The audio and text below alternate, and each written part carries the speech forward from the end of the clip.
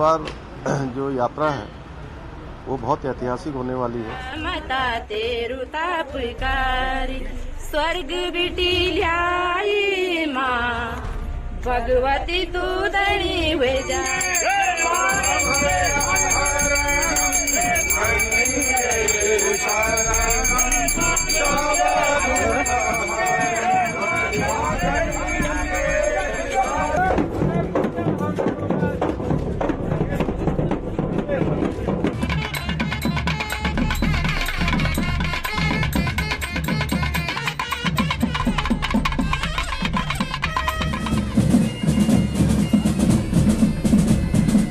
केदार की लोगों में बहुत उत्साह है, हमारी मातृशक्ति में, यहाँ के जनमानस में बहुत खुश है लोग।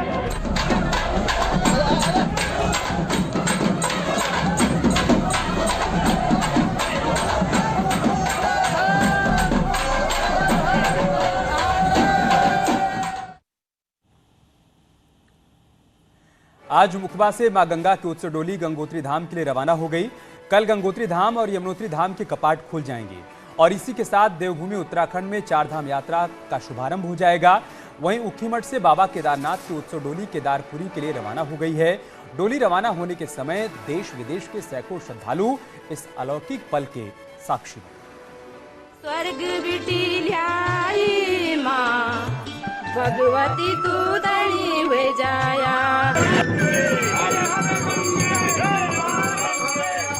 मुखबा गांव में आज नजारा देखने वाला था। मां गंगा के मंदिर में वैदिक मंत्रोच्चार के उद्घोष सुनाई दे रहे थे। बाहर आर्मी बैंड बज रहा था। मां गंगा के उत्सव डोली में शामिल होने के लिए देश विदेश से सैकड़ों श्रद्धालु पहुंचे थे। विधि विधान से पूजा के बाद ठीक 12:15 पर उत्सव डोली गंगोत्री धाम के लिए रवाना हो गई। वहां से होते हुए मां गंगा जी रात्रि विश्राम के लिए जो है भैरव घाटी में पहुंचेगी और भैरव घाटी में विश्राम करके कल सुबह ठीक 6 साढ़े 6 बजे मां गंगा जी प्रस्थान करेगी और 11 बजे मां गंगा जी के कपाट जो दर्शनों के लिए खोल दिए जाएंगे। और पिछले वर्ष आपने देखा होगा यहाँ पर जो श्रद्धालुओं की संख्या थी बहुत सीमित संख्या थी, लेकिन इस बार काफी उत्साह है लोगों में, बहुत सारी संख्या में जो है लोग यहाँ पर पहुंचे हैं। डोली के रवाना होते समय भावुक मुखबावासियों को देखकर ऐसा लग रहा था मानो गांव की किसी लाडली बेटी की विदाई हो रही है। गंगा मेरी प्यारी माँ भगवती तू धनी हुए जाया। गंगा मेरी प्यारी माँ भगवती तू धनी हुए जाया। बगीचा को फूली माता बगीचा को फूल। 2 साल से नियोजन था मगर कोविड से नहीं आता है। ये साल आए मगर बहुत सुंदर लगा, बहुत आनंद मिला, ऐसा लगा खुद गंगा मैया। मां गंगा की चल विग्रह उत्सव डोली रात को भैरव घाटी स्थित भैरव मंदिर में रात्रि विश्राम करेगी और मंगलवार की सुबह 7 बजे गंगोत्री धाम के लिए रवाना हो जाएगी। अलग अलग पड़ावों में विश्राम और भक्तों को दर्शन देते हुए मां की डोली करीब 11 बजे गंगोत्री मंदिर पहुंचेगी। 11:15 पर गंगोत्री धाम के कपाट श्रद्धालुओं के दर्शन के लिए खोल दिए जाएंगे।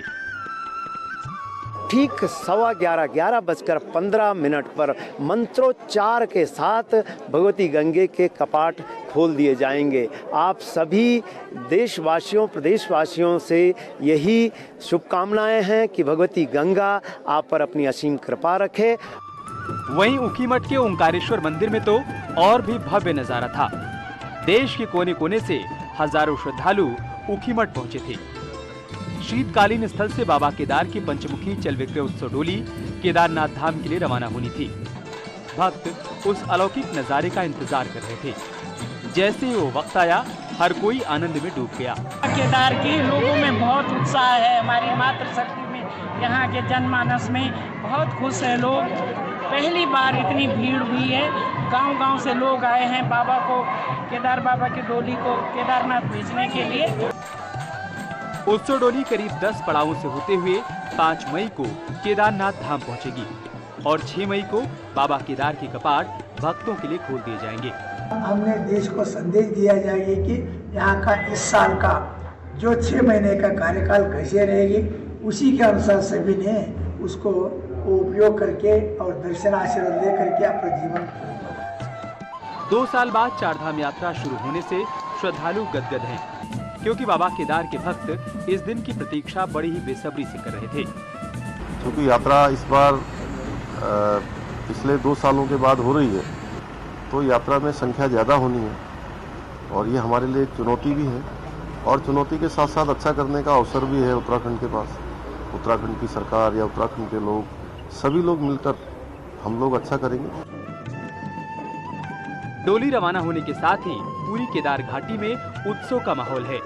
अब सबको इंतजार है कपाट खुलने का। मुगवा से बलवीर परमार और उखीमठ से शैलेंद्र रावत की रिपोर्ट।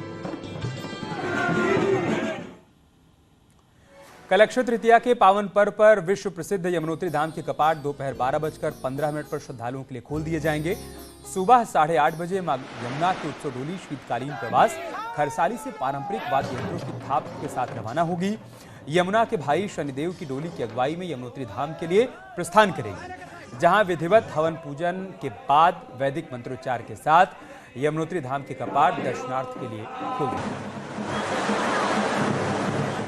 यमुना जी कल अपने भाई शनि महाराज जी के साथ यहाँ से यमुनोत्री के लिए प्रस्थान करेंगी ठीक 8:30 बजे, और यमुनोत्री में 12:15 बजे 12:15 पर माँ यमुना जी के कपाट खोल दिए जाएंगे। 6 महीने तक श्रद्धालु यहीं पे माँ यमुना जी की पूजा अर्चना का पुण्य लाभ के भागीदार बनेंगे।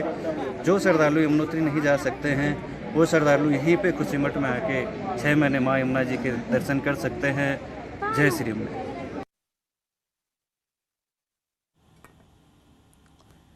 धर्मनगरी हरिद्वार में 4 धाम यात्रियों की आवाजाही शुरू हो गई है। 4 धाम के द्वार हरिद्वार में मौके का फायदा उठाने के लिए फर्जी ट्रैवल एजेंसियां भी अब सक्रिय हो गई हैं। बिना रजिस्ट्रेशन के चल रही ये फर्जी ट्रैवल एजेंसियां यात्रियों को गुमराह करके उनकी बुकिंग के जरिए पैसे ऐंठ ले रही हैं।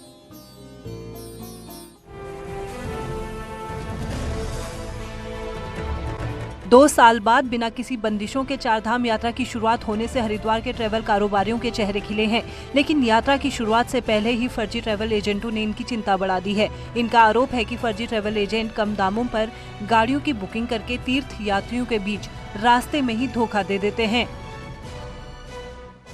कि जो हरिद्वार में मोची है, चाय वाला है, रेस्टोरेंट वाला है, होटल वाला है, सबने अपने ट्रैवल टैग के वहाँ पे बोर्ड लगा दिए और किसी को कोई नहीं पता कि 4 धाम यात्रा कहाँ से स्टार्ट होती है, कितने किलोमीटर की है, कहाँ यात्रा होती है। इतने फर्जी ट्रैवल एजेंट बाहर के आके यहाँ पे इस टाइम बस चुके हैं, सबने बोर्ड लगा के तैयारी कर ली है।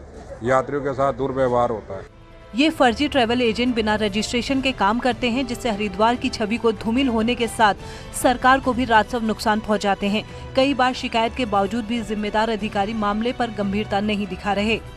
समय समय पे लिखत पढ़त में सब काम किए गए हैं, सबको लेटर वाइज दी गई है ना, लेकिन कार्रवाई के नाम पर 0 है।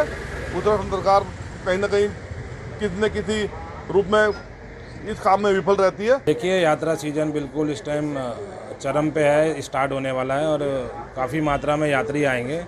जिस तरीके से ये अनाधिकृत काउंटर लगे हुए हैं ट्रैवल शो के नाले के ऊपर, कहीं अन्य जगहों पर, ये सीधे सीधे राजस्व को नुकसान पहुंचाते हैं। यात्रा सीजन के दौरान लगभग हर साल इस तरह की धोखाधड़ी के मामले सामने आने के बावजूद भी पर्यटन विभाग के अधिकारी मामले से अनजान बने बैठे हैं। हरिद्वार के जिला पर्यटन अधिकारी ने कहा कि अगर इस तरह की कोई भी लिखित शिकायत मिलती है तो एक्शन जरूर होगा।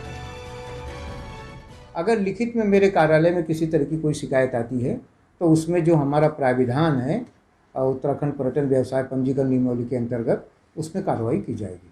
सर, चाहे 4 धाम यात्रा सीजन के दौरान हर साल फर्जी ट्रैवल एजेंटों का यात्रियों से वाद विवाद आम बात है।